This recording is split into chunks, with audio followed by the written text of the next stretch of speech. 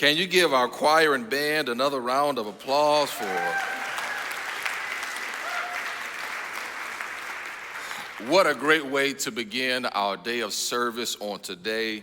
My job is to just center our attention and to give us some biblical perspective and just to reflect on why we do what we do and why we serve and why we love our city. Just want to bring your attention to John 13:35, and I won't be here with you long. But John 13:35 says, "By this everyone would know that you are my disciples if you love one another." By this everyone would know that you are my disciples if you love one another. I want to begin by just asking you the simple question, what are your favorite brands? What are your favorite brands? I mean, even if you don't have favorites, there are some that are easily recognizable. I mean, you can go anywhere in the world, and if you saw golden arches, you would immediately know that it was what? McDonald's. If I described to you a fast food chain that had good chicken, bomb lemonade, but was closed on Sundays, but had excellent and amazing top-notch service, you would immediately know that I was referring to what? Chick-fil-A. Or by simply saying these words, not a picture, but by saying these three simple words, just do it. Instantly, you know who I'm talking about. Like that is the power of a brand. That is the power of a brand. They conjure certain images, experiences, and even expectations. I mean, I don't go into McDonald's expecting excellent service. I don't. I already know what to expect, but I do expect my fries to be hot. I don't think that's too much to ask. I don't go into Nike apparel expecting it to cost $5.99, but I do expect their stores to be open on Sundays. Why? Because images create expectations.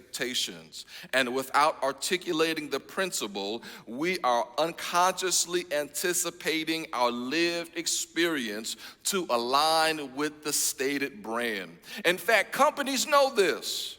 That's why they spend millions of dollars every year, crafting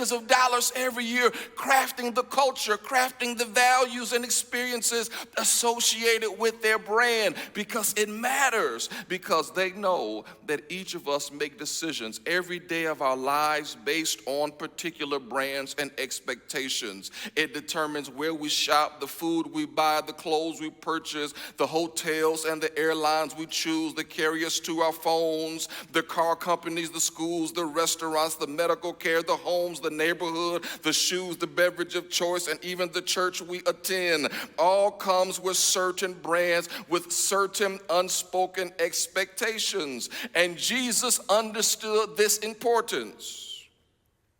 He doesn't use the language, but he definitely understands the principle. As he gathers with his disciples, he knows that his earthly ministry is drawing to a close. His disciples are unaware of this, but Jesus knows the events that are soon to follow. And in so many words, he gives the disciples that are gathered there, he gives them their brand identity. And it's not so complicated. You would think the Savior of the world, the God who knows all, sees all, and is everywhere at the same time, omnipotent, omnipresent. You would think that Jesus would have this really complicated identity of the things that they were supposed to do, determining their expectations, and he gives them one of the most simple brand identities I've ever heard. He says, by this everyone will know that you are my disciples, not by this complex understanding of theology, but simply by the way you love one another. Look at what Jesus does not say. Jesus does not say they would know you by the churches you build, the sermons you preach, or even the songs you sing. They would not know you by the churchy activities that you do. They won't know you about where you live or the color of your skin. In fact, he doesn't even pass out uniforms. Uniforms with their names on the back and their favorite numbers on the front. I mean, if you've ever played Little League sports, you know that this was the best part of the season. Because when you get the uniform, that makes it official. They made it feel like you were a part of something great, and that distinguished you from the other teams or the clubs in your neighborhood. And I don't care what sport you played, but if you played in the late 80s on, all they had to do was put the number 23 on your jersey, and it made you feel like you could run higher, and it made you feel like you could run faster. But no, there were no uniforms, no bracelets, no pendants, no varsity jackets, no hats, no colors, no signs, no physical markers of distinction, just plain old love. I mean, one would think that this would be too simple of a distinguishable characteristic. I mean, it would be like saying people would know that you belong to me if you wear blue or black pants. One would think it would too easily blend in with the daily outpouring of love that they received every day. One would think that if love was to be their characteristic, it would not be distinguishable because they would see and experience love all the time. Unless they didn't. Maybe Jesus knew that love was so scarce that by the mere sight of it, it would be different.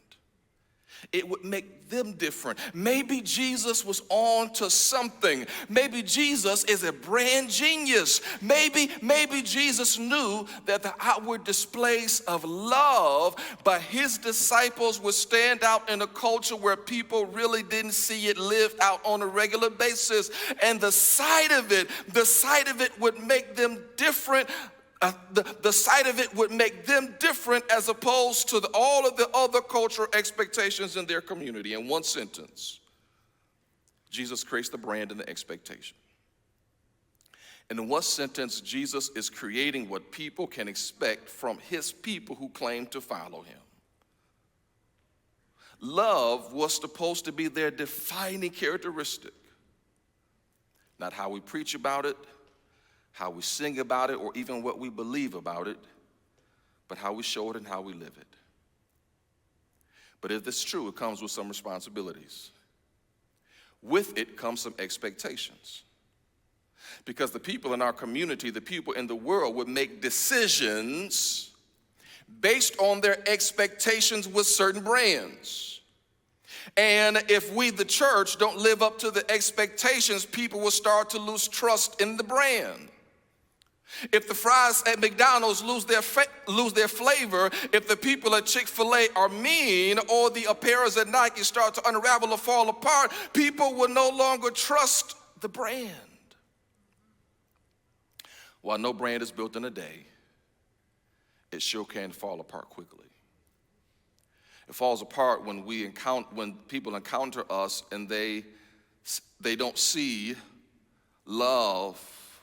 It falls apart when people are expecting love and they don't feel it. It falls apart if we're judgmental or critical without understanding. It falls apart if the church is not compassionate. It falls apart if we don't lead with empathy. It falls apart if they see a building, hear a sermon, and even hear songs, but don't experience or feel loved. And people aren't choosing a brand of clothing or food chain, but a decision about their faith. And if this whole God thing is real, because when we love, we stand out, because Jesus was a genius.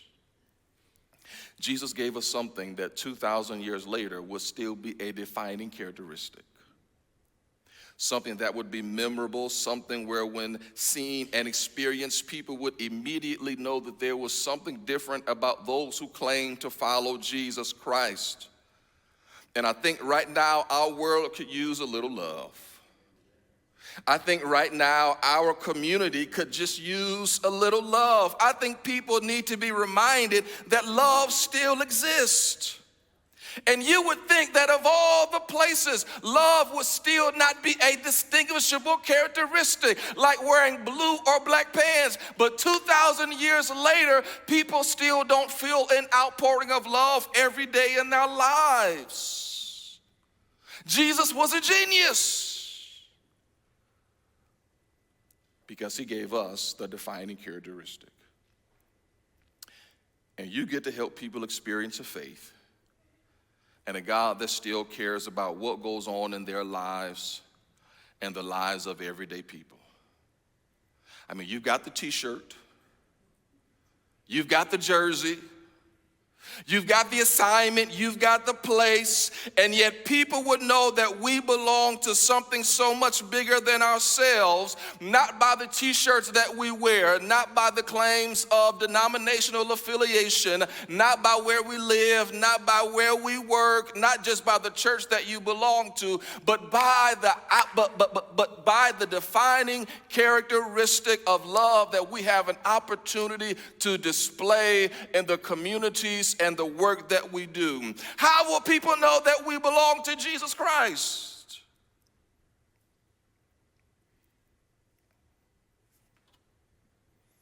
Simply by the way that we love. What a brand. What an identity.